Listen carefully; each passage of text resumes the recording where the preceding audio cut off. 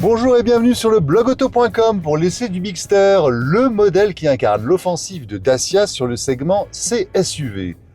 Va-t-il permettre à la marque d'étendre sa domination au segment supérieur? Plus généralement, est-il fidèle aux valeurs Dacia et à la hauteur de leurs promesses? La réponse en images sur les routes de Provence.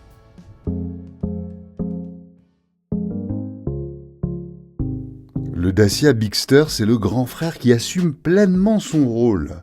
Dès le premier regard, le lien de parenté avec le Duster saute aux yeux. Ici, tout est plus imposant, plus affirmé. Les lignes sont tendues, les volumes généreux, la face avant avec ses optiques en Y et sa calandre massive en impose vraiment. Il affiche un style de baroudeur qui ne sacrifie rien à l'élégance. Résultat, un look qui inspire confiance et donne envie d'aventure tout en restant fidèle à l'ADN de Dacia. Pas de fioritures inutiles ici, juste du solide, du fonctionnel, avec une hauteur de caisse idéale pour franchir trottoir, et bien plus encore. Le Bigster embarque une motorisation hybride de 155 chevaux combinant un moteur thermique et un bloc électrique alimenté par une petite batterie de 1,4 kWh. Ce n'est pas un foudre de guerre, mais largement suffisant pour un usage quotidien.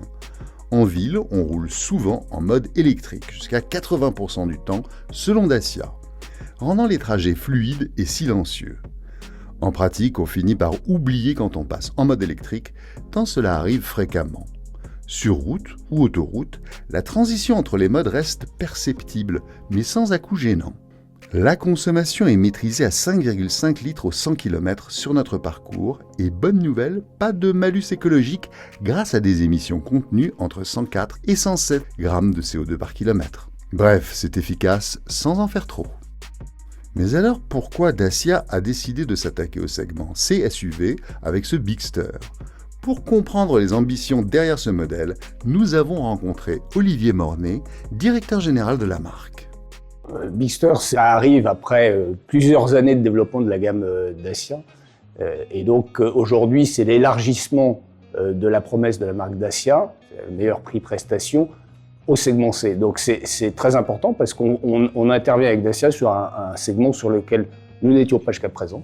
Donc c'est une, je dirais, montée vers un certain nombre de clients qui ont des exigences qui peuvent être différentes, mais qui vont trouver avec le Bigster une vraie promesse client Dacia, c'est-à-dire le meilleur rapport prix-prestation. Et donc c'est ça que ça porte, c'est-à-dire un élargissement de la gamme sur le C-SUV, en l'occurrence, qui est un gros morceau du segment C. Avec Dacia, en fait, on a véritablement des objets qui sont des objets de conquête sur le marché, et Bigster va renforcer encore ça, puisqu'on intervient là pour le coup sur un segment sur lequel on n'avait pas d'offre jusqu'à maintenant. Donc fidélisation, conquête, on va poursuivre notre croissance sur le marché français.